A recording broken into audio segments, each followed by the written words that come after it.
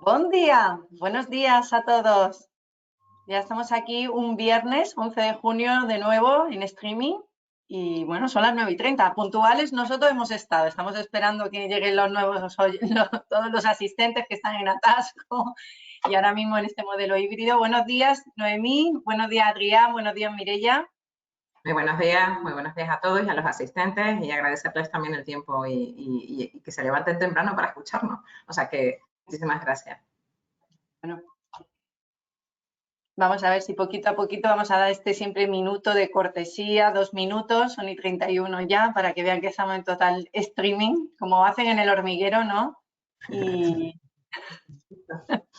y que se note que estamos aquí, estamos, bueno, cada uno hoy en casa, porque en FECA Magan sí que tenemos modelo híbrido de teletrabajo y oficina, pero hoy ha coincidido todos en casa, así que Bueno, vamos a ver que están ya entrando los últimos. Bueno, Emi, es verdad, tú estás en la oficina hoy, ¿no? Te vemos sí, desde el despacho. con ese modelo híbrido tenemos a los dos En compañeros ese en casa modelo híbrido tenemos hoy. justo. Sí. Bueno, pues yo creo que ya están entrando, estamos autorizando a todos, esperamos que no tengan ningún problema con el sonido ni nada, así que bueno, encantadísimos de que podamos volver a hablar de un tema que 3 años después de la aprobación del Reglamento General de Protección de Datos todavía sigue generando tantas susceptibilidades, ¿no? Y hoy vamos a comentar, que ya lo anunciábamos en la invitación del webinar, cuáles son las sanciones impuestas en esta materia para las empresas que no están cumpliendo en esta gestión de los datos que día a día gestionan, ¿no? Las lecciones aprendidas, ¿no? A partir de esa no gestión, que por desgracia también suele conllevar esas sanciones que hemos anticipado, y sobre todo dar recomendaciones prácticas. Aquí sí que os pido yo que seamos muy prácticos, es decir, que no le contemos la teoría, nos pongamos en la piel de pues todos los oyentes que tienen problemas, que no saben muy bien cómo gestionar los datos. Este webinar ya sabemos muchas cuestiones que nos pueden llegar porque hemos tenido sesiones con otros clientes y tal, en esa materia de datos que reciben, pues de los partes de baja médica, ¿no, Mireia? Como nos comentaban el otro día y tal. Así que bueno, por mi parte, soy Carmen Castillo, la directora de Marketing y Comunicación del despacho. Yo simplemente voy a hacer esta mini presentación.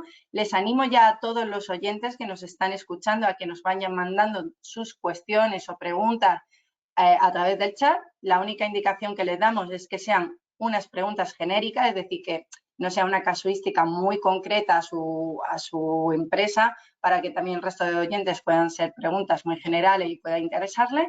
Y poco más. Bienvenidos, buen día, como decíamos. Mireia, te doy paso y os dejamos aquí. Nos vemos un poquito al final. Muy bien, gracias Carmen. Gracias, Carmen, por la presentación. Buen día a tots y a totes. Buenos días a todos los asistentes. Gracias por asistir. Es un placer estar hoy aquí, como decíamos al inicio. Y por mi parte voy a hablaros sobre las lecciones aprendidas de las sanciones millonarias que ha impuesto hasta la fecha la Agencia Española de Protección de Datos. Antes que nada, como decía Carmen, son 3 años desde que se implantó el RGPD, desde que implantamos todos los protocolos y políticas, y desde entonces hemos asistido a múltiples resoluciones de la agencia, directrices, recomendaciones, no solo de la Agencia Española de Protección de Datos y de las autoridades autonómicas, como la catalana, sino también por parte de la Unión Europea. Entonces, toda esa documentación nueva viene a interpretar la normativa aplicable en la materia y nos obliga a ir revisando todos los protocolos y políticas que implantamos. O sea, no tenemos que... el famoso 25 de mayo implantamos políticas, protocolos, los dejamos en el cajón y ya está. No, esto es un sistema vivo. Hay que ir continuamente revisando, fomentando, formando a nuestros empleados, sensibilizando. Entonces, luego también son muchas de las sanciones de las que aprendemos. Hoy nos vamos a centrar fundamentalmente en 3, pero tenemos otras muchas. Pues, por ejemplo, la agencia está sancionando mucho por tema de cookies. El año pasado, en julio, tuvimos una nueva guía de cookies por la Agencia Española de Protección de Datos, lo que nos obligó antes de octubre a ir adaptando las páginas web de los clientes en materia de cookies. y todavía, y dado que la agencia está sancionando esta materia, pues seguimos adaptando estas páginas web. Luego, hace 2 semanas tuvimos una nueva guía en materia de relaciones laborales de la Agencia Española de Protección de Datos. También nos está obligando a revisar los protocolos que tienen implantados las compañías en el ámbito de recursos humanos, porque les afecta. Y bien, sin más dilación, paso a hablaros de las 3 sanciones millonarias que ha impuesto la agencia hasta la fecha. La primera fue a principios de año, en enero, contra el BBVA, en la que la agencia impuso 5 millones de euros. Eran 2 millones por el tema de deber de información, es decir, por no cumplir suficientemente con el deber de información, a pesar de que la compañía había adaptado su política de privacidad al Reglamento General de Protección de Datos, y luego 3 millones de euros porque la agencia consideró que no estaba obteniendo el consentimiento conforme a los requisitos del reglamento. Por su parte, un mes después, tuvimos conocimiento de la resolución contra CaixaBank. Igualmente, se imponen 6 millones de euros, 2 por tema de política de privacidad, es decir, no cumplir suficientemente con el deber de información, y otros 4 millones también por la licitud del tratamiento, es decir, por consentimiento y no recogido conforme al RGPD y por tratamientos basados en interés legítimo sin darse los requisitos para ello. Y luego, por último, también nos centramos en una resolución que ha habido, que es la mayor impuesta hasta la fecha, contra Vodafone.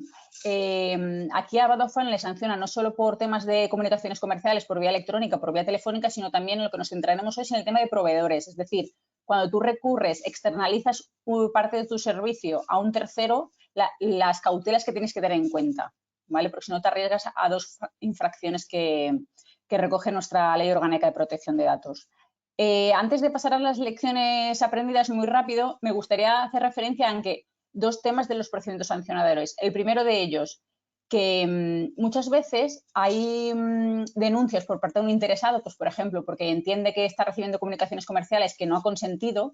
Sin embargo, la agencia entra a valorar el modelo de cumplimiento de la compañía. Es decir, ante una denuncia y si hay indicios suficientes, pues por ejemplo, porque han habido, en el caso de Vodafone, hasta 200 denuncias de interesados, pues al final lo que viene a hacer la agencia es solicitar a la compañía una serie de documentación, pues tu registro de actividades de tratamiento, tus evaluaciones de impacto, tus informes de ponderación y de riesgos. Al final, ante un procedimiento sancionador es muy importante tener todo al día y tenerlo localizado. Y luego, en segundo lugar, y en el tema de CaixaBank, es importante saber que las denuncias muchas veces vienen por asociaciones como Facua, que actualmente están denunciando frente a la Agencia Española de Protección de Datos a muchas compañías por tema de no tener actualizados sus páginas web, las políticas de privacidad y sobre todo el tema de las cookies. Entonces, por eso es muy importante atender a lo que vamos a comentar ahora. ¿Qué lecciones aprendidas nos llevamos de estas resoluciones? Pues en primer lugar, el primer tema que vamos a tocar es el tema de la transparencia, ¿no? Las políticas de privacidad que comentábamos. Muchas compañías, el 25 de mayo, adaptaron sus políticas de privacidad para cumplir con los nuevos requisitos del artículo 13 del RGPD. Sin embargo, la Agencia Española de Protección de Datos, en estas resoluciones que hemos comentado, reprocha a las entidades una serie de cuestiones. En primer lugar, reprocha que la información debe ser uniforme, es decir, independientemente de cómo tú recojas los datos de tus clientes, pues sea de forma presencial en la oficina, forma telefónica, forma online, por internet, tiene que contenerse la misma información en cuanto a terminología, amplitud y distintas situaciones, ¿vale? Entonces, por ejemplo, si hemos nombrado un DPD, un delegado de protección de datos, pues al final habrá que informar de sus datos de contacto en todas las políticas de privacidad. O si vamos a tratar los datos de los clientes con una serie de finalidades, no valdría informar de unas finalidades en una política y luego, cuando informo por teléfono, de otras finalidades diversas, ¿vale? Muy importante la información uniforme. En segundo lugar, una cuestión a tener muy en cuenta es el lenguaje claro y sencillo. Al final, la transparencia exige que informemos dirigiéndonos a un usuario medio, es decir, sin utilizar tecnicismos, dirigiéndonos a un ciudadano medio que pueda entender lo que le estamos comentando, o sea, que pueda ser consciente del tratamiento que vamos a hacer y pueda así libremente consentir los tratamientos, ¿vale? No vale la terminología impreciso. Y luego, cuando nuestra política de privacidad se dirija a menores o colectivos vulnerables, pues habrá que tener mucha más transparencia en este ámbito. El lenguaje claro y sencillo cobra especial relevancia cuando hablamos de informar de qué categorías de datos vamos a tratar, para qué vamos a tratar esos datos y cuál es la base jurídica del tratamiento. Porque muchas veces nos encontramos con políticas que informan de una manera vaga, ¿no? Abstracta. Entonces, por ejemplo, bueno, pues lo que hacíamos con la política de cookies, en el banner de cookies, que también la agencia dijo que no era conforme al principio de transparencia. Hay que informar de manera clara y sencilla, o sea, que se entienda. En tercer lugar, ojo con las políticas marketingianas. Muchas veces desde legal redactamos las cláusulas de protección de datos y al pasar por negocios, pues para hacerlas más atractivas al usuario y que finalmente consientan algunos de los tratamientos que están amparados en el consentimiento del interesado, pues se disfrazan y, ojo, porque la agencia establece que no hay que presentar la política de privacidad como un beneficio para el interesado, dando a entender que su no aceptación supondrá la pérdida de ventajas como clientes. Entonces, un ejemplo, pues si nos gustaría tratarle, conocerle mejor para tratarle o para mejorar su experiencia como cliente, a quien se está informando qué datos se van a tratar con esa finalidad y cómo se va a representar esa experiencia mejor para el cliente. Hay que informar de forma clara y sencilla. Pues, por ejemplo, vamos a utilizar su historial de compra y los productos que ha comprado para ofrecerle productos personalizados, un poco desglosar todas esas finalidades, transparencia. Y luego un aspecto muy novedoso a tener en cuenta y nos va a obligar a revisar muchas de las políticas de privacidad que redactamos es el tema de las categorías de datos personales. Si vamos al reglamento, en el artículo 13 no vemos en ningún momento que nos obligue a informar sobre qué datos vamos a tratar, nombre, apellidos, email, teléfono, no nos lo exige. Sin embargo, la agencia en estas resoluciones contra el BBVA y CaixaBank lo que viene a decir es que en los tratamientos que van más allá de la relación contractual, es decir, que estén amparados en el consentimiento o el interés legítimo, hay que informar de qué datos concretos vamos a tratar con cada finalidad que queda fuera de la relación contractual. Además, también deberemos informar de las categorías de datos cuando los datos no se recogen directamente del interesado, sean inferidos. Esto ya viene por el artículo 14. Esto sí que lo teníamos claro, pero la novedad es que la ley no nos dice que tengamos que informar de las categorías de datos, pero ahora la agencia nos dice que sí, en base a unas directrices del Comité Europeo de Protección de Datos. Y luego, por último, en relación al principio de transparencia, me gustaría destacar el tema de los tratamientos basados en el interés legítimo. Aquí la agencia nos recuerda que para tú poder hacer un tratamiento de datos con base al interés legítimo, previamente a ello tendrás que haber hecho un informe de ponderación. Un informe de ponderación en el que ponderes el interés legítimo que tú alegas con los derechos del interesado. Y entonces habrá un resultado y de ese resultado lo que viene a decir la agencia es que habrá que informarlo como buena práctica en esa política de privacidad. O como mínimo ponerlo a disposición previo requerimiento, o sea, informar del derecho que tienen a obtener copia de ese informe de ponderación. Hasta aquí respecto al deber de información, ¿vale? Es muy importante que revisemos en estos momentos si estamos cumpliendo todas estas lecciones que hemos aprendido y que seguiremos aprendiendo. En segundo lugar, respecto a la licitud del tratamiento, consentimiento. Aquí la Agencia Española de Protección de Datos lo que viene a reprochar a las entidades es que todavía no se han implantado procedimientos rigurosos para que las personas den su consentimiento y además poder demostrar en caso de denuncia ante la agencia que se prestó ese consentimiento. Al final, lo que estamos viendo es que cobra tal importancia el deber de información que al final, si no cumplimos con el deber de información, también podemos estar incumpliendo la infracción relativa a la licitud del tratamiento, porque recordemos que uno de los requisitos del consentimiento es que sea informado. Si no hemos cumplido suficientemente con el deber de información, al final estamos ante dos infracciones, por eso la cuantía de las multas.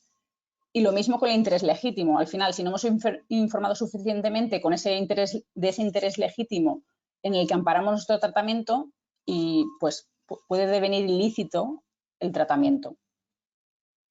En segundo lugar, la agencia también hace mención y reprocha el tema de la granularidad en la obtención de los consentimientos. Sabemos que tenemos que pedir un consentimiento para cada una de las finalidades o agruparlas por bloques, ¿no? Con fines comerciales, comunicaciones a empresas del grupo, pero todavía las compañías lo están haciendo mal. O sea, no se separan convenientemente. Y luego, en tercer lugar, mucha atención a las comunicaciones de datos a empresas del grupo. Sabemos que tenemos el considerando 43 del RGPD que nos habilita a comunicar datos a otras empresas del grupo con fines administrativos internos. Si los vamos a comunicar con otros fines, pues por ejemplo, para que otras empresas del grupo impacten al usuario con comunicaciones comerciales, necesitamos un consentimiento separado, un consentimiento con fines comerciales para nosotros y un consentimiento con fines comerciales para nuestras empresas del grupo, ¿vale? No valdría en bloque, por eso la granularidad es muy importante. Y como os decíamos, pues al final no cumplir con las condiciones que establece el RGPD para el consentimiento convierte en ilegales los tratamientos de datos, de ahí que estemos ante una infracción muy grave. Y luego el tercer bloque del que yo quería comentar es el tema de los encargados de tratamiento, proveedores de servicios. A ver, es muy normal que las compañías recurramos a terceros para prestación de servicio, ¿vale? En recursos humanos tenemos muchos proveedores, en negocio también.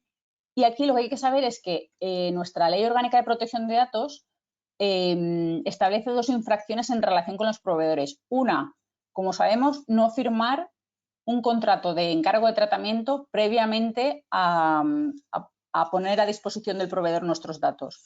Pero segunda, que muchas veces pasa desapercibida, es recurrir a proveedores que no ofrezcan garantías de cumplimiento, ¿vale? Entonces, aquí veis los pasos que tenemos que seguir cuando vamos a subcontratar con un proveedor. Primero, y antes de la contratación, tendremos que haber habilitado un procedimiento de homologación de estos proveedores para ver si efectivamente cumplen el RGPD, para no incurrir en la segunda de las infracciones que decíamos. ¿Y qué nos viene a decir la agencia? Que no basta con cuestionarios de sí y no. Pues muchas veces para ver si un proveedor cumple con el RGPD, ¿qué hacemos? Pues en primer lugar, pues si es un proveedor que no va a tener casi acceso a datos, pues bueno, vemos su página web para ver si la tiene adaptada, qué es lo que se ve, ¿no?, de cara a la galería. En segundo lugar, podremos haber implantado un cuestionario donde le preguntamos pues una serie de cuestiones de control, pero lo que viene a decir la agencia es que además tenemos que pedirle respecto a cada una de las preguntas de sí o no la acreditación o evidencia de que efectivamente están cumpliendo o no están cumpliendo, ¿vale? Porque al final debemos recordar que si un encargado del tratamiento infringe el RGPD o las instrucciones que le hemos impuesto contractualmente, vamos a ser nosotros responsables. Bien, en segundo lugar, el tema de la autorización y control de subencargados de tratamiento. En la resolución contra Vodafone, lo que reprocha la agencia es que cuando tú externalizas un servicio no te desentiendes de él. O sea, tienes que tener en todo momento durante la prestación del servicio conocimiento de quiénes son tus proveedores, tus subproveedores, es decir, los proveedores de nuestros proveedores y verificar que toda la cadena cumple con los protocolos implantados de protección de datos. En este caso, era comunicaciones comerciales. Pues no vale subcontratar el servicio de comunicaciones comerciales y derivar en un tercero que no cumplan con el derecho de oposición. Es decir, si el subencargado no respeta el derecho de oposición de un usuario, vas a ser tú el responsable y, por tanto, tú tendrás que imponerle los protocolos para que cumplan con tus obligaciones, ¿vale? No basta. Aquí lo que viene a decir la agencia es que no basta una obligación genérica de trasladar mismas obligaciones. Muchas veces en el contrato de encargo de tratamiento ponemos el encargado se obliga con sus subencargados a imponerle las mismas obligaciones que nosotros. No, tú tienes un deber de controlar toda la cadena que trazan tus datos de carácter personal. Luego, por supuesto, formalizar un contrato de encargo de tratamiento conforme al artículo 28. Aquí es interesante mencionar que hay una disposición transitoria en el RGPD que nos permitía a los contratos de encargo de tratamiento suscritos antes de la entrada en vigor del RGPD seguían en vigor hasta el año que viene, ¿vale? Hasta el 2022, hasta mayo del 2022. Pero lo que viene a decir la agencia es que habría que renovarlos previamente si no se adecúan al contenido formal del artículo 28. En la práctica, ninguno de los contratos que firmamos con anterioridad al RGPD cumplen con lo dispuesto en el artículo 28, porque al final antes no incluimos nada de la obligación de notificación de brechas de seguridad y otras obligaciones que son nuevas, ¿no? que son post-reglamento. Y luego, por último, el tema de las medidas de seguimiento de ejecución del contrato. Es decir, no solo previamente a la contratación, sino durante toda la relación contractual hay que tener esa diligencia debida y cerciorarse de que en todo momento nuestros proveedores están cumpliendo con el RGPD. Pues hasta aquí es lo que yo os quería contar. Ahora, sin más, doy paso a mi compañero Adrián. Muchas gracias a todos.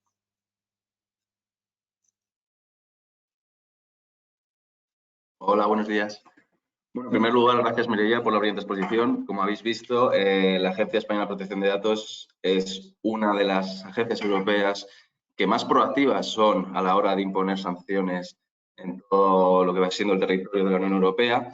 No obstante, inicialmente puede que no sean unas sanciones muy elevadas, pero cada vez estamos viendo que conforme pasan los años, conforme hay más modificaciones en materia de protección de datos, se establecen sanciones que están empezando a ser ya de una cuantía bastante considerable. Por esa razón, a través de este webinar estamos intentando no solamente concienciar de la importancia de la protección de datos, sino también de las obligaciones que requiere.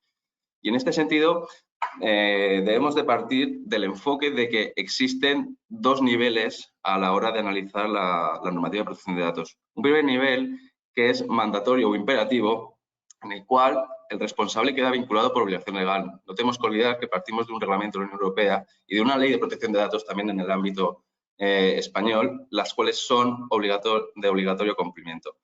Y luego también tenemos un segundo nivel de discrecionalidad, por decirlo de esta forma, que implicaría la asunción por propia iniciativa de estándares que superan los requisitos mínimos exigibles por la norma. En este sentido, existen distintas normativas internacionales que permiten reforzar la implementación de las políticas y protocolos internos en materia de protección de datos. En este sentido, es importante valorar el cumplimiento proactivo y la responsabilidad proactiva por parte de los responsables. ¿Qué se entiende por cumplimiento proactivo o responsabilidad proactiva? El principio de responsabilidad proactiva implica que el responsable del tratamiento, además de cumplir con los principios mínimos de tratamiento establecidos en el artículo 5 del Reglamento General de Protección de Datos, debe de cumplir también con el resto de obligaciones requeridas por la norma. De tal forma que no solamente debe de decir que cumplo con la norma o establecer en distintos contratos que se está llevando a cabo un cumplimiento interno de la norma, sino que tiene la obligación también de demostrar mediante documentación que la aplicación y el cumplimiento de esta normativa es real. Es decir, no basta con establecer en contratos cláusulas que establezcan que se cumple con esta normativa. En este sentido, la propia normativa española en materia de protección de datos, en su preámbulo, destaca este principio como elemento esencial. Es decir, el responsable tiene que partir de la obligación de una actitud proactiva con la finalidad de aplicar aquellas medidas que resulten adecuadas en atención a la naturaleza y características del tratamiento que se va a llevar a cabo dentro del seno de la empresa. Por tanto, las dos principales características es implantar las medidas adecuadas para garantizar el cumplimiento de los principios y obligaciones en materia de protección de datos y, en segundo lugar, establecer los mecanismos que permitan evaluar realmente que estas medidas implementadas son reales, son fiables y son eficaces. No sirve de nada implementar políticas o medidas internas, estándares en las cuales se establezcan solamente principios mínimos de protección de datos, sino que tenemos que evaluar realmente si estas medidas son realmente eficaces ante cualquier problema de protección de datos. Dicho esto, ¿cuáles son estas medidas que podemos adoptar para reforzar el cumplimiento? En primer lugar, la más importante es la privacidad desde el diseño y por defecto. Esta frase podría darse a entender que diseño de efecto consiste en establecer medidas estándares, medidas que sirven para todos. Esto es totalmente erróneo. La privacidad desde el diseño y por defecto consiste en establecer desde el inicio de un proyecto, desde el inicio de una rama de actividad, todas aquellas pautas que nos van a guiar durante todo el desarrollo del proyecto, durante todo el desarrollo de la actividad, con la finalidad de saber si estamos realmente cumpliendo con la normativa de protección de datos. En este sentido, es importante que analicemos al principio de cualquier proyecto, cualquier rama de actividad, cualquier contrato con terceras partes, los principales y eventuales riesgos que pueden surgir a la hora de tratar con los datos de distintos interesados. Identificar los requisitos de cumplimiento que deberán tenerse en cuenta durante todo el ciclo de vida de los datos recabados, no solamente desde el principio, ya que, como sabremos, los proyectos van evolucionando y los requisitos que puede haber a un principio a la hora de crear un proyecto o crear una rama de actividad pueden ser totalmente distintos a la hora de que el proyecto ya se encuentre consolidado. Además de ello, aplicar la privacidad desde el principio nos permitirá también tener un mapa del riesgo que podemos puede suceder en el futuro, así como establecer las principales pautas a evitar que estos riesgos realmente lleguen a su fin, es decir, evitar que pueda haber cualquier complicación, problema en materia de protección de datos por no haber establecido anteriormente estas pautas, estas consideraciones en materia de riesgos. En segundo lugar, en cuanto a la realización de análisis de riesgos y evaluaciones de impacto, es importante que ser proactivo en el cumplimiento implica conocer los riesgos del tratamiento para determinar qué medidas son más adecuadas para proteger los datos y garantizar los derechos de los interesados. En este sentido, el cumplimiento proactivo irá más allá de realizar un mero análisis de riesgo inicial, ya que, como sabemos, deben evaluarse los riesgos periódicamente. Como anteriormente he dicho, es importante destacar que los riesgos no son los mismos al principio que al final de un proyecto. De hecho, a lo largo de un proyecto entramos en distintas negociaciones, contratos con distintos proveedores, con distintos terceros, que puede ocasionar distintos problemas y riesgos que inicialmente no se habían tenido en cuenta. En segundo lugar, debe analizarse la necesidad de realizar un análisis más profundo mediante una evaluación de impacto de la protección de datos. En este sentido, en cuanto a la evaluación de impacto en materia de protección de datos, debemos tener en cuenta que, aunque el riesgo que establezca esta evaluación de impacto sea alto, aun cuando el riesgo, por otra parte, que establezca esta evaluación sea bajo, se debe llevar a cabo una implementación de todas las medidas y salvaguardas técnicas y organizativas dentro del seno de la empresa. En cuanto al enfoque de riesgo, y es relacionado a la seguridad de la información y presta de seguridad, esto es clave también para las empresas. Realizar un enfoque de riesgo en este sentido refuerza la posibilidad de acreditar la diligencia de la organización a la hora de cumplir con la normativa, así como la adecuación de las medidas de seguridad aplicadas sobre el tratamiento, ya sean tanto técnicas como organizativas. En casos de brecha de seguridad, dentro del seno de las empresas puede que no se dé mucha importancia o no se sepa realmente qué puede ser una brecha de seguridad, si estamos ante una fuga de información, si una fuga de información es una brecha de seguridad. Por ejemplo, algo tan simple como que un empleado pierda un USB puede decir que nos encontramos ante una brecha de seguridad.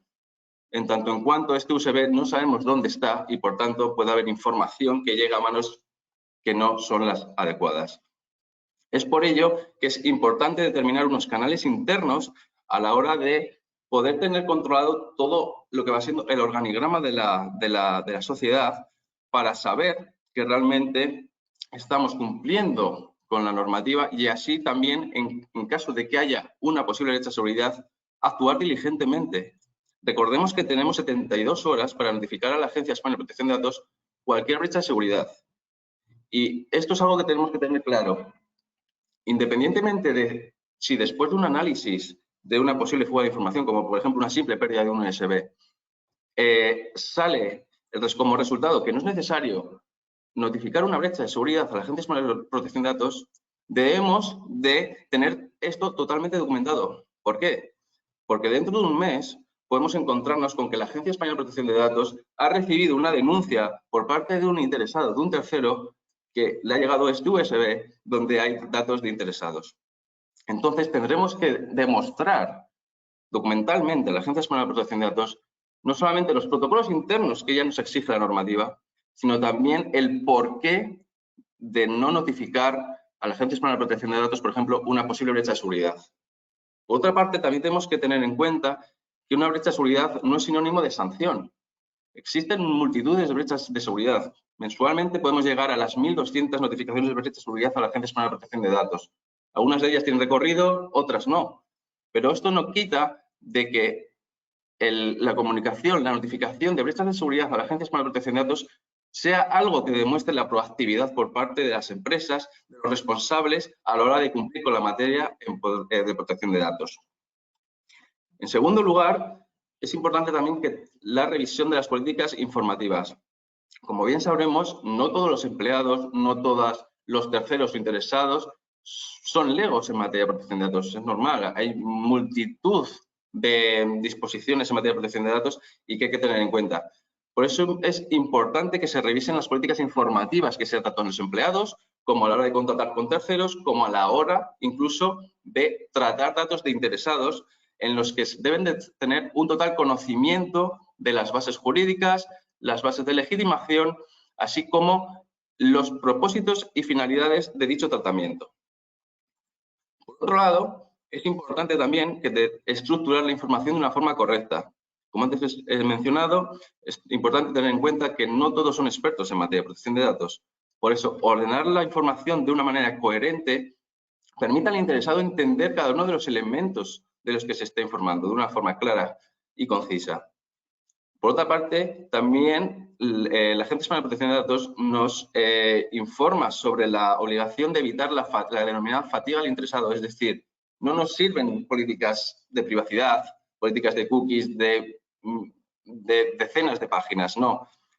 La información que debe estar recogida en estas políticas o en diversos contratos tiene que ser la necesaria, ¿no?, para establecer que realmente estamos cumpliendo con las medidas técnicas organizativas, que realmente no se está vulnerando ningún derecho del interesado y que realmente se está aplicando las medidas realmente necesarias para cumplir con la normativa en materia de protección de datos. Por otra parte, también es importante que revisemos los puntos de entrada de la información. Tenemos que tener en cuenta que dependiendo de dónde recibamos la información, se debe aplicar una base jurídica u otra. En este sentido, no es lo mismo recibir una información del propio interesado que recibir una información por parte de un tercero, que no sabemos, por ejemplo, si tenemos el consentimiento realmente del interesado para tratar sus datos.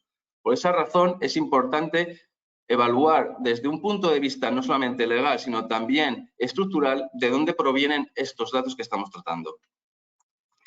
Por otra parte, dentro del seno de la organización, también es importante valorar la posibilidad de utilizar sistemas visuales iconográficos a la hora de establecer las distintas políticas internas en la sociedad. Esto es importante porque, como antes he mencionado, quizás con iconos o con distintos símbolos atrayentes para los distintos empleados y usuarios de una sociedad, sea más sencillo conocer y entender las distintas implicaciones que existen en materia de protección de datos, así como cumplir con los protocolos internos en materia de protección de datos. Asimismo, es importante, a la hora de tratar los datos, cuando se analice y revise las adecuaciones de las bases jurídicas de legitimación, prestar especial atención al interés legítimo, tal y como ha nombrado anteriormente Mireia. Realizar el ejercicio de ponderación, valorando la prevalencia de dicho interés sobre los derechos de los interesados, y acreditar asimismo la proporcionalidad y ponderación del tratamiento. El usuario tiene que tener el poder de su información. La información no tiene que ser de la empresa, la información en todo momento es del usuario y es el que tiene que tener la capacidad jurídica y de entender si realmente la empresa está actuando correctamente o se está vulnerando algún interés legítimo o derecho por parte del interesado. Es decir, el interesado tiene el empoderamiento de todo lo relativo a sus datos y, por tanto, es quien puede decidir acerca del tratamiento, sobre la cancelación o sobre la modificación incluso del uso de estos datos por parte de las empresas. Finalmente, en todas las medidas indicadas hasta aquí, juega un papel fundamental el rol del delegado de protección de datos. Como bien sabemos, su designación en sí misma puede que sea obligatoria, en tanto en cuanto esté dentro de los supuestos tasados por la normativa de aplicación, y por otra parte puede ser voluntaria, en tanto en cuanto puede ser que en muchos de los supuestos, muchas empresas requieran de tratamiento de datos y, por tanto, consideren oportuno voluntariamente designar a un delegado de protección de datos. Es importante que esta revisión sea llevada a cabo en el seno de la empresa. ¿Por qué? Porque aunque no sea obligatorio llevar a cabo el nombramiento de un delegado de protección de datos, no tenemos de dejar de tener en cuenta que la Agencia Española de Protección de Datos tiene muy en cuenta la designación voluntaria por parte de empresas de delegados de protección de datos a la hora de abrir posibles expedientes y a la hora de abrir o establecer distintas sanciones a empresas. De hecho, la normativa establece que el nombramiento voluntario de un delegado de protección de datos, aun cuando no es necesario, puede ser un supuesto de atenuación de la posible sanción. Por último, el cumplimiento proactivo requiere implementar procedimientos de verificación y control de los proveedores que actúan como marcadores de tratamiento.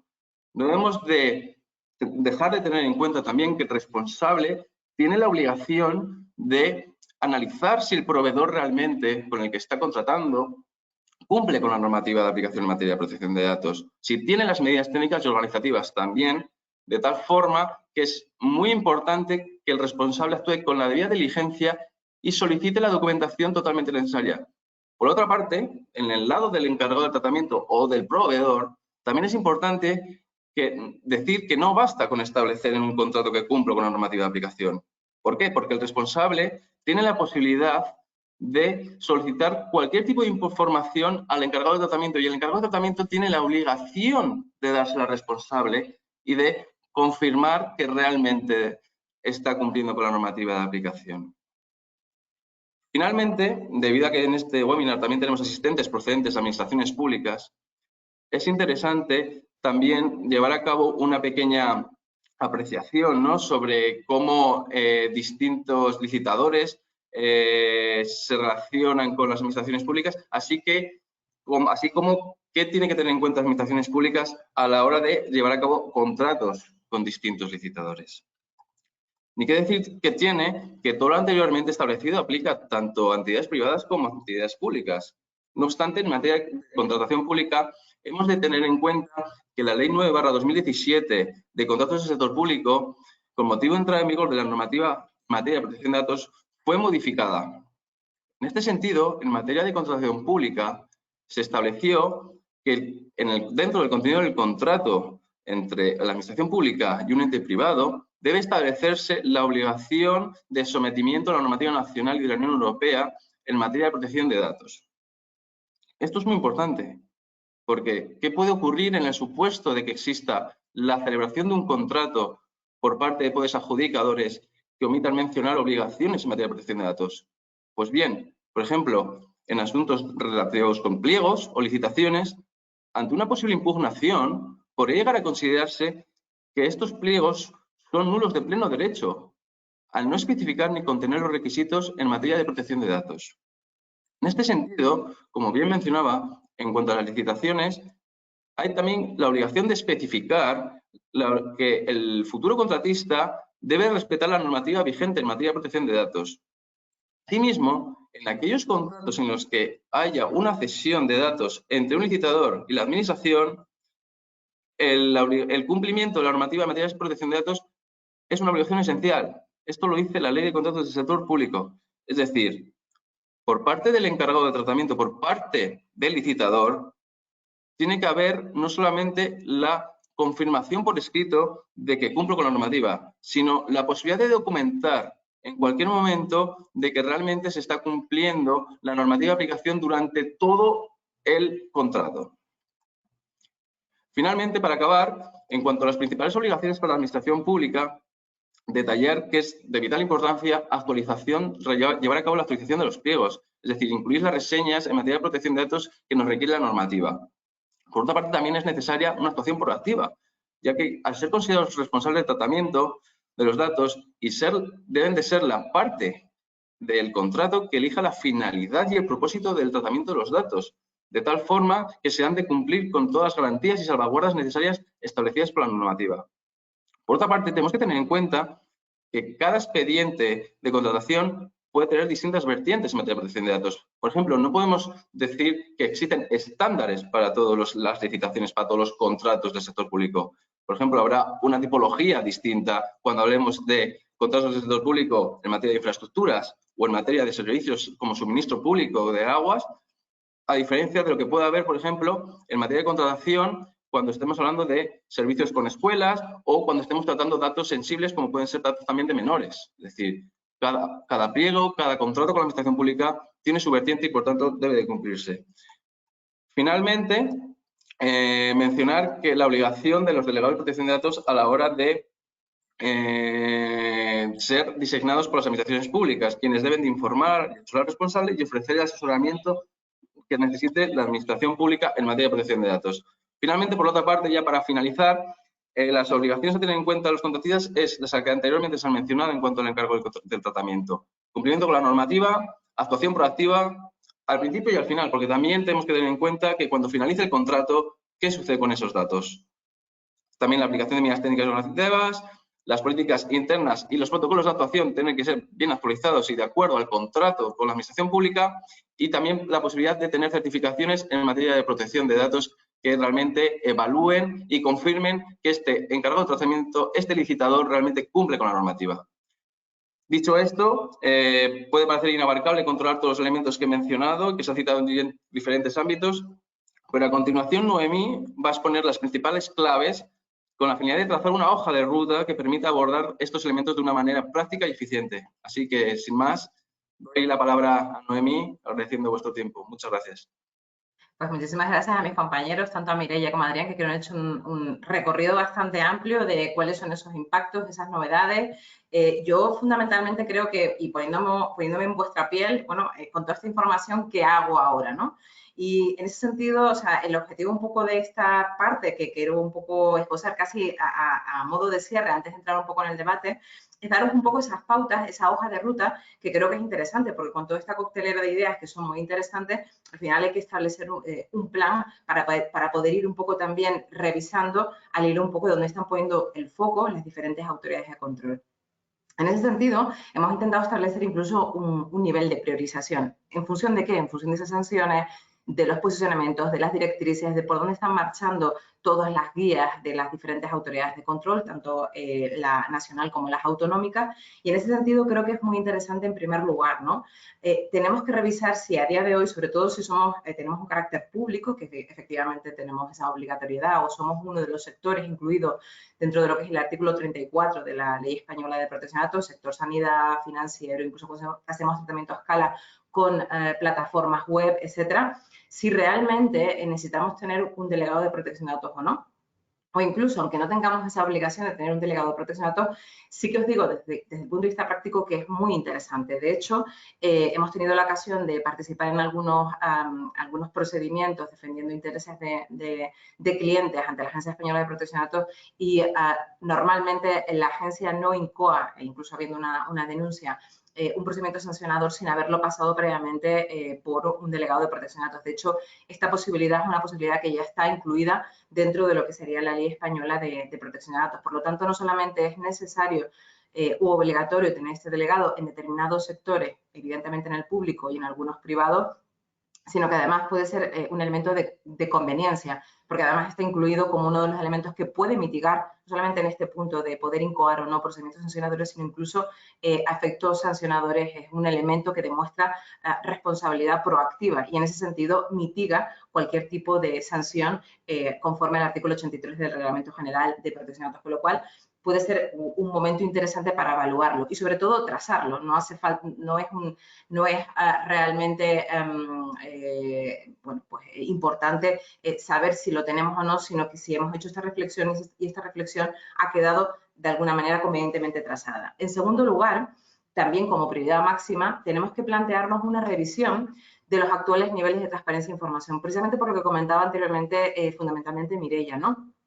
Tenemos que valorar si nuestras políticas online, offline o en general, pues su grado de uniformidad, la coherencia de las mismas en un sitio y en otro, su claridad, su sencillez, los elementos visuales que comentaba también Adrián ahora mismo. Sabemos que en el Reglamento General de Protección de Datos a día de hoy, bueno, pues se está planteando la posibilidad del uso iconográfico, ¿no? Yo creo que esto también es algo que tenemos que implementar y sobre todo también un poco pues haciendo ese guiño a ciertos colectivos vulnerables, incidir, por ejemplo, en lo que sería la accesibilidad. Incluso, ¿por qué no hacer un vídeo que cuente la política de privacidad? Yo creo que todavía hay un margen importante para poder reinventar cómo nos comunicamos con los usuarios en términos de privacidad y cómo nos diferenciamos, de hecho, competitivamente respecto a otros proveedores, respecto a otros competidores en el mercado, como lo están haciendo ya las grandes tecnológicas en estos momentos. Y por algo lo harán. Toda la parte de la revisión de las cookies. También comentaba Mireia anteriormente que teníamos un plazo para poder adaptar pues, pues, a todas estas nuevas directrices vinculadas con todo lo que es, bueno, aceptar o no aceptar determinadas cookies, diferenciar entre ellas, dar una información mucho más amplia en ese sentido, pues todavía hay un importante gap en el mercado sobre, bueno, pues todas estas políticas y todas las tablas de configuración adecuada de las cookies. Y os recordamos que en ese sentido el plazo terminó el pasado mes de octubre y todavía hay un trabajo en ese sentido por hacer, ¿no? La revisión de los mecanismos o los soportes en los que damos la información, no solamente es la información que damos, sino cómo la damos, ¿no? Y a través de qué soporte y cuán trazables son esos soportes para poder demostrar proactivamente que hemos dado esa información. Pensad también en esa necesidad, porque es verdad que estamos detectando en el mercado que, bueno, que muchas veces tampoco podemos demostrar convenientemente que se ha brindado esa información y a veces fallan los soportes en los que de alguna manera se da la misma, ¿no? Todo lo que tiene que ver con la revisión de las bases legales de legitimación. Si os acordáis, en el famoso 25 de mayo de 2018, bueno, pues todos empezamos a mandar comunicaciones requiriendo el consentimiento del usuario y a veces esa base legal no era la base legal correcta conforme al tratamiento que estábamos haciendo, con lo cual lo que hemos hecho en ese caso muchas veces es dispararnos en el pie, porque si sabéis, cuando, por ejemplo, hacemos pivotar un tratamiento sobre la base del consentimiento del usuario, ese consentimiento deberá ser tan fácil darlo como quitarlo. Y a veces ni siquiera necesitamos esa base legal para tratar información. ¿Por qué? Porque podemos tratar información en ejecución de un contrato, basado en el interés legítimo, en intereses públicos, que hay públicos presentes en la sala, nunca mejor dicho. Por lo tanto, creo que es muy importante que en estos momentos repensemos qué es lo que en su momento informamos como base legal y realmente cuál es la base legal adecuada. No solamente por un hecho de cumplir o no, sino porque sea mucho más coherente con nuestros modelos operativos y de negocio en estos momentos, porque puede ser que nos estemos justamente atando en ese sentido, ¿no? Todo lo que tiene que ver con el control de los encargados del tratamiento. Si no te importa, me voy a pasar la slide. En ese sentido, efectivamente, todo lo que comentaban también mis compañeros, necesitamos establecer un control claro, tanto previo a la contratación como durante la contratación, de que se están cumpliendo exhaustivamente esas garantías. ¿Por qué?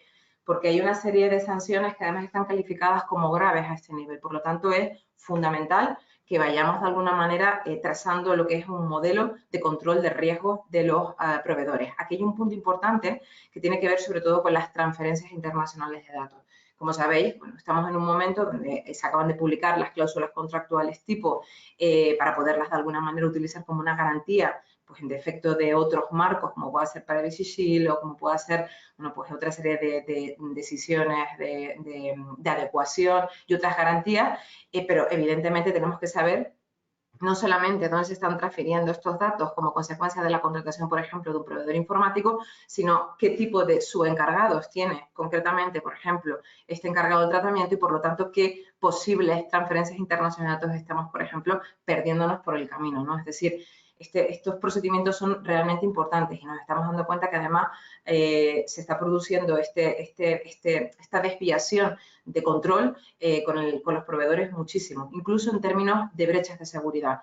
Por lo tanto, es fundamental que hagáis de alguna manera un punto, de hecho es una prioridad máxima en estos momentos, que analicéis esos contratos, si esos contratos cumplen, si hay que adaptarlos, conforme os comentaba anteriormente Mireia, con la disposición transitoria quinta de la Ley Orgánica de Protección de Datos, es decir, porque eran previos a la aplicación directa del Reglamento General de Protección de Datos, si estamos exigiendo garantías, por ejemplo, de seguridad, si estamos controlando esas transferencias, todo esto es fundamental en estos momentos porque gran parte de las sanciones que están planteando ahora mismo pues tienen que ver con la falta de control de riesgos y del control en general de los encargados del tratamiento.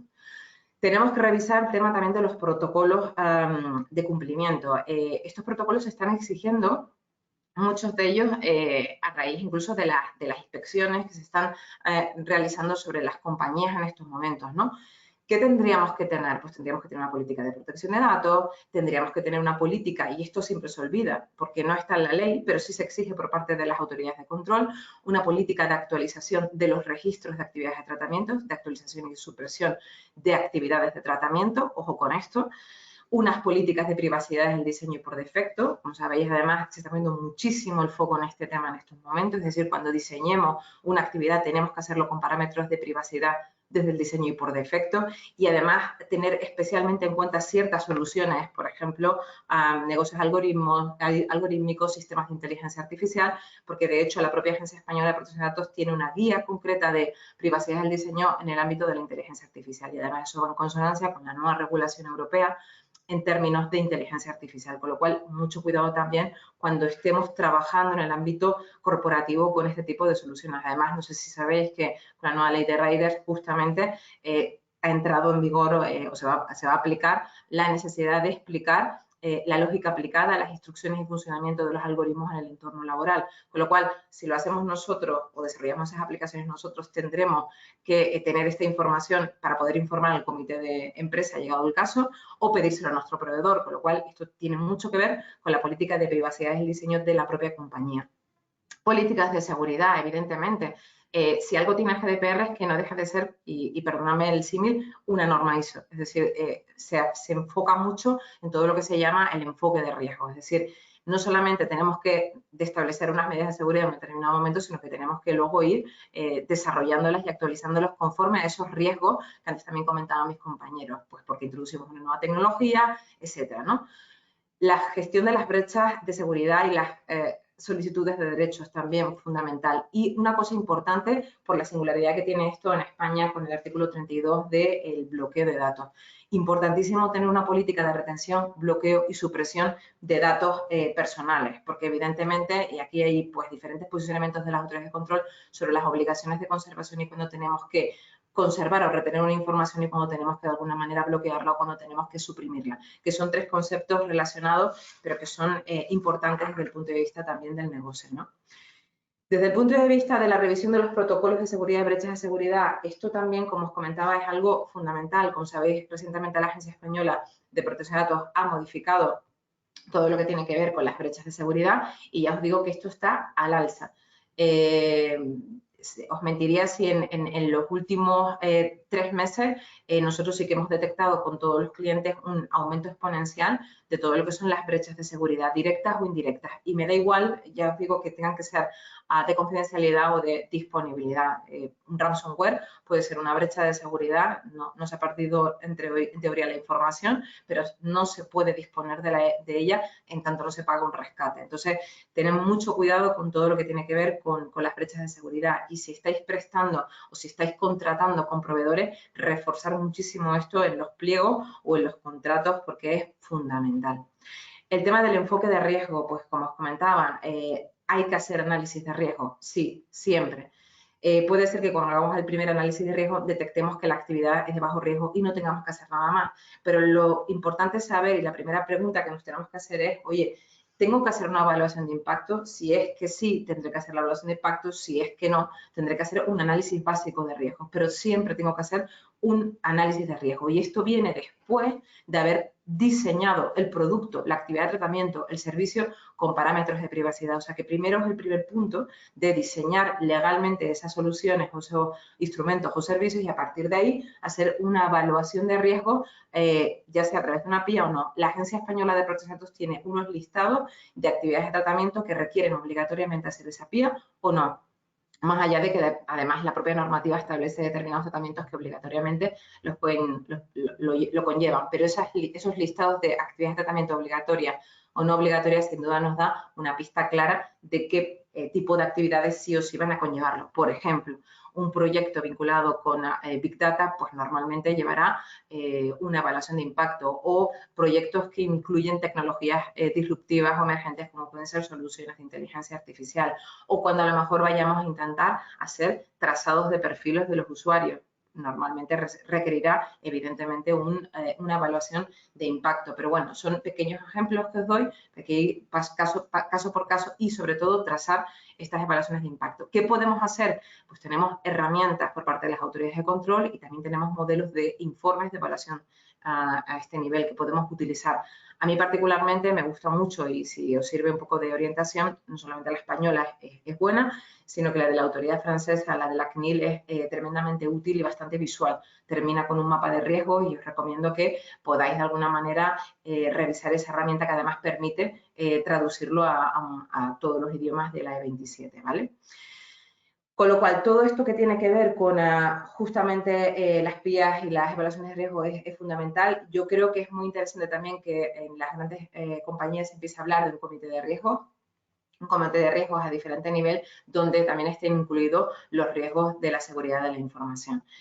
Y un último apunte, comentaros también por la derivada que tiene con whistleblowing y todo lo que tiene que ver con el canal de denuncias, bueno, pues que sepamos también que se estén introduciendo la posibilidad de que todo lo que son violaciones en seguridad y en privacidad se puedan articular a través de estos canales de denuncia. Y yo creo que sin más me voy a quedar aquí, sobre todo para dar pie a poder atender vuestras preguntas, que quizás siempre es lo más importante de todo esto.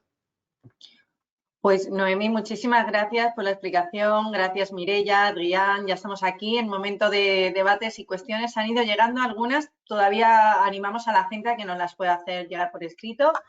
Sin más dilación, pues si os parece, comenzamos con la primera, que yo creo que sería para Adrián en este caso, ¿no?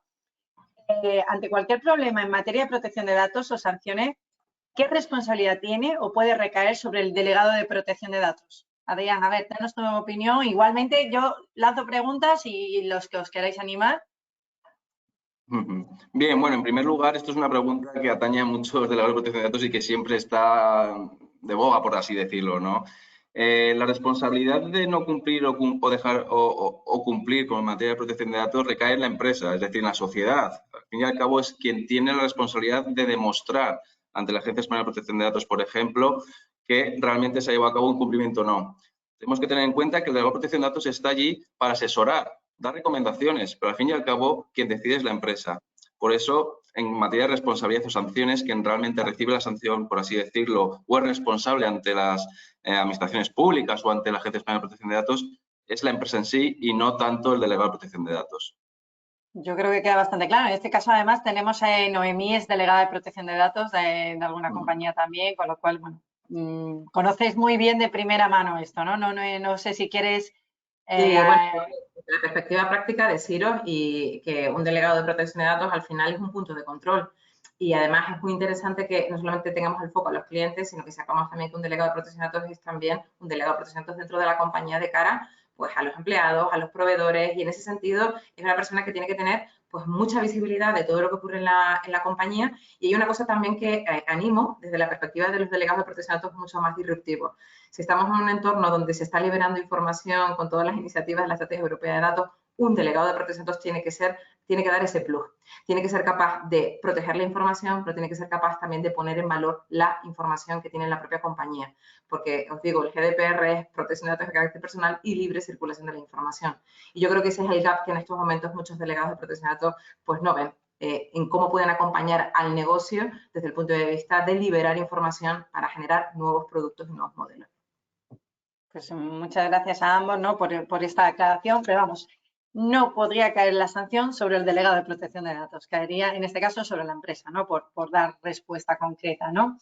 Nos llega una pregunta de Carolina, nos dice, ¿cuáles serían los puntos clave a incluir en una cláusula de protección de datos para los empleados? A ver, no sé si un punto clave, que sería poco, pero a lo mejor, venga, 3 puntos clave. Pues Mireia, si quieres que nos has hablado tú. Bueno, mira, precisamente tengo aquí el artículo 13, o sea, los puntos clave son los del artículo 13 del Reglamento General de Protección de Datos. Esto es, ¿quién es el empleador? Es decir, la razón social, su CIF y datos de contacto a efectos de protección de datos, donde los empleados pueden ejercitar sus derechos. 2, si la compañía está obligada o voluntariamente ha designado un delegado de protección de datos, pues sus datos de contacto. 3, las finalidades del tratamiento, es decir, ¿para qué vamos a tratar sus datos? Pues para la gestión de la relación contractual y luego también pues para otro tipo de cosas, pues por ejemplo, cumplimiento de obligaciones legales en materia de prevención de riesgos laborales, etcétera. Bueno, y luego, de comunicación, yo tiro para lo mío, marketing, comunicación. Exacto. O sea, al final son todos los aspectos que recoge el RGPD, pero luego en los anexos, que normalmente es la práctica habitual de las empresas, es incluir otro tipo de cláusulas. Por lo que tú decías, Carmen, la cesión de derechos de imagen para una campaña concreta. Por ejemplo, el tema de la confidencialidad, muy importante. Luego también, por ejemplo, si estamos en una compañía donde se desarrolla tecnología, pues muy importante también incluir una cláusula de propiedad intelectual, es decir, el empleado, todo lo que haga en el marco con los medios y en su jornada laboral será de propiedad de la empresa. y muy importante si recurrimos a freelance, que muchas veces recurrimos a autónomos que nos ayudan a desarrollar esa tecnología, pero no hemos previsto por escrito ninguna cesión de derechos. Y aquí vienen los problemas, aunque bueno, ya me estoy yendo por las ramas. Pero lo que os quiero decir con todo esto, que además de los aspectos clave que dice el artículo 13 del RGPD, es incluir otro tipo de cláusulas que son fundamentales. Y, por ejemplo, también un punto también a destacar es el tema de la política de uso de los medios, es decir, qué pueden hacer los empleados con el Internet, con los ordenadores que le pone a disposición la empresa. Pues es muy importante informar de que solamente se pueden utilizar con fines profesionales y que el empleado no tiene ninguna expectativa de privacidad en el puesto de trabajo, porque luego también vienen problemas por la derivada más laboral. Pero bueno, que es importante recoger todos estos aspectos clave. Y luego simplemente, como ya por cerrar, o sea, ya que no es un aspecto muy clave, pero que directamente es importante con lo que está llegando, es la información que os decía, si se va a aplicar algún tipo de sistema de inteligencia artificial algorítmico que pueda afectar en el ámbito laboral, que es algo que ya requiere la normativa. O sea, que tened en cuenta eso porque ya está en vigor. Pues yo creo que queda claro, muy, muy concreto, y ahí tiene Carolina pues esos puntos claves que nos pedía, ¿no? Noemí ha comentado lo de las recientes cláusulas contractuales tipo y nos comenta, pues Paco, que es exportador de vino y vende a través de e-commerce, es decir, que también venderá afuera, si tiene que hacer algo, si va a ser mejor o peor para él, si no sabe, lo has comentado, yo creo que se ha quedado ahí un poco asustado. Cuéntale un poquito sobre las nuevas cláusulas contractuales. Claro, pues justamente todo lo contrario, o sea, lo que tiene que de alguna manera es, estar tranquilo y estar contento de que efectivamente por fin tenemos unas cláusulas contractuales tipo que están adaptadas a la normativa, porque estábamos con un marco que estaba absolutamente desfasado, ¿no?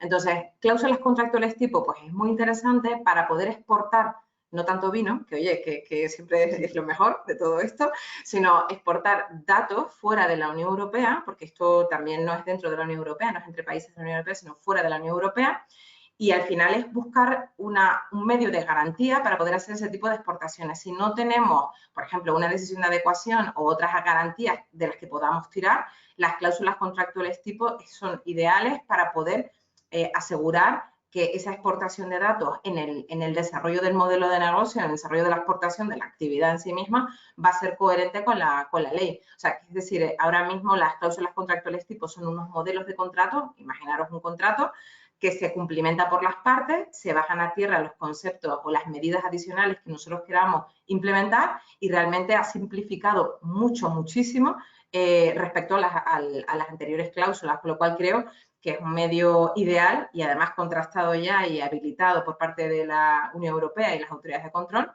para poder hacer esa exportación con las garantías que requiere la ley. Al contrario, es un medio que ha facilitado mucho y se ha simplificado mucho respecto al anterior sistema. Pues yo creo que queda un poquito claro. ¿Tendrían que firmar algo entonces, Noemí, la parte, tanto el que exporta como el receptor? Justo, las cláusulas contractuales tipo es un modelo de contrato, al final, para exportar datos. Entonces, lo que tienen que hacer las partes es, de alguna manera, bajar a tierra, o sea, cumplimentar ese contrato con las condiciones o las cuestiones específicas de su relación. Pero realmente es eso, es un contrato, es un modelo de contrato que hay que adaptar para entendernos. Perfecto. Una pregunta, bueno, son 10:33 de la mañana para que vean que estamos totalmente en streaming. Nos da las gracias Carolina, Mireia, por la respuesta también. Otra pregunta, para no pasarnos mucho de hora, nos preguntan cómo podemos comprobar que nuestros proveedores, que esto es difícil también pensarlo, tu cliente, proveedor, tienes una necesidad y tal, cumplen con la normativa de protección de datos. Vale. ¿Qué le deberíamos pedir al proveedor o qué le deberíamos exigir que nos firme? ¿Qué deberíamos hacer en este caso? En nuestra experiencia, lo ideal es tener una due diligence, una especie de documento, una especie de lista de verificación. No pensemos en una due diligence complicada, tengamos una lista de verificación. De hecho, la agencia española se mueve mucho, las autoridades de control, con unas listas de verificación. ¿Eso qué significa? Que tengamos 10, 15, 20 preguntas preparadas, ¿vale? Para pasárselas al proveedor, sobre todo con esos proveedores críticos, porque, por ejemplo, están moviendo la nube que nosotros estamos utilizando, porque están moviendo muchos datos nuestros. Entonces, le pasaríamos esa lista de verificación, ese listado de cuestiones para comprobar, entre comillas, esas garantías. Como bien decía Mireia, esto no se trata de hacer un sí o un no, sino que a lo mejor le tenemos que pedir un poquito más de información, ¿vale? pero sí que es importante tener, tampoco bloquear la relación comercial ni la actividad de la empresa, pero sí tener un mínimo de 10, 15 cuestiones claves para poder trazar y demostrar que como mínimo le hemos preguntado esto al proveedor, porque si viene una autoridad de control y nos pregunta si hemos controlado esas garantías, le puedes decir, sí, tuve una llamada de teléfono, le pregunté 4 cosas, pero no podemos luego demostrar realmente... ¿no? Sería un checklist que tengas y ya está. Sí, Vale. eso por ejemplo no funciona muy bien y además esos checklists se van haciendo durante toda la vida del contrato, como auditoría. Perfecto. O sea, 10:35, última cuestión. Hemos hablado de las sanciones, además Mireia ha empezado su exposición con CaixaBank, BBVA, bueno, me dijo Vodafone. Pero claro, nos pregunta también por las sanciones a las administraciones públicas, Adrián. Justo además ayer hubo una sanción a Hacienda por otro tema, pero nos comenta un poco qué sanciones se están interponiendo ante las administraciones públicas, por qué habitualmente, y tú como, bueno, has comentado más esta parte, danos también aquí tu opinión. Sí, bueno, esto Mireia también nos podrá valorar, pero realmente sí que hay un poco de recelo en este sentido, ¿no? Como que hay gente que piensa que como que las administraciones públicas están fuera también de estas sanciones, ¿no? De hecho, dicen que las sanciones que se están imponiendo a administraciones públicas son muy distintas a las que se están dando a los entes privados. Pero esto no quiere decir que sea porque las administraciones públicas no están cumpliendo o están incumpliendo menos, sino que hay menos sanciones porque las administraciones públicas quizás lo están haciendo bien. En relación con las entidades privadas, quizás no tienen todos los protocolos que se les requiere por normativa, pero eso no obsta que las administraciones públicas lo estén realizando bien. La Agencia Española de Protección de Datos tenemos que tener en cuenta que es un ente imparcial, es decir, la protección de datos no diferencia entre entidades privadas o entidades públicas. Es decir, por tanto, a efectos de sanciones, los requisitos y los análisis que se realizan son los mismos. Si bien Mireia, imagino que también habrá analizado un poco de las sanciones que ha habido, por ejemplo, Hacienda, o respecto a ti. Habría, no sé si lo habéis visto en los medios de comunicación, supuestamente una inspección por radar COVID al Ministerio. Precisamente, o sea, yo creo que es el mejor ejemplo de un seguimiento de un proyecto público y que de alguna manera puede dar lugar a una sanción. En el ámbito público, ya lo comentaba también Mireia, también son bastante habituales las resoluciones sancionadoras en términos vinculados con transparencia y todo lo que tiene que ver también con los delegados de protección de datos, de no designar a un delegado de protección de datos. Mireia, perdona. Nada, porque recordar que las administraciones públicas sí que están obligadas, en todo caso, a designar a un delegado de protección de datos. O sea, las entidades públicas no en todo caso, habría que analizarlo caso por caso y tenerlo documentado, pero las administraciones públicas sí que están obligadas y nos encontramos que todavía hay muchas administraciones que no han nombrado ningún delegado de protección de datos. Y ya tenemos apercibimientos de la Agencia Española de Protección de Datos contra administraciones públicas para que les otorga un plazo para que nombren a esta figura, ¿no? Bueno, pues muchísimas gracias. 10:38, ya hemos robado 8 minutillos. Aquí tienen a 3 potenciales delegados de protección de datos. Yo los recomendaría sin dudarlo. Muchísimas gracias a todos los oyentes que han permanecido, por las preguntas que nos han lanzado. A vosotros igualmente por vuestras intervenciones muy concretas, muy al grano, como os habíamos pedido. Simplemente a los oyentes que se van a ir marchando ahora, le va a saltar una encuesta, les agradecemos, le dediquen un minuto porque nos viene muy bien conocer su feedback, esas cosas que le preocupan y demás, para ir preparando nuevos webinars. Les recordamos que esta tarde, a partir de la 1 de la tarde, estará disponible la grabación de este webinar en nuestro canal en YouTube. Se lo comentamos porque no le vamos a hacer enviar la presentación PowerPoint, es un tema que protegemos en la casa, pero sí estará disponible la grabación y posteriormente, además, nuestros compañeros le van a hacer a llegar, que ahora Noemí comentará, un cuestionario si quieren rellenar para poderle ayudar más en materia de protección de datos. Por mi parte, recordarles que quedamos a su disposición, nuestros abogados encantadísimos de que les contraten, no solo para delegado de protección de datos, sino también para hacer todo ese checklist, para los proveedores y demás temas que hemos comentado. Y Noé, si quieres comentar la parte del cuestionario un poquito. No quiero robar ningún tiempo valioso a nadie. Vamos a hacerles llegar una lista de verificación, eso que estábamos comentando, una especie de checklist de cumplimiento interno con todas estas recomendaciones que hemos hablado para que se hagan una foto fija de cómo están. Básicamente es eso. Pues nada, feliz viernes, 10:39. Nos vemos pronto en otro webinar de Camagam. Muy bien. Buenos días a todos. Gracias. Buen día. Buen día.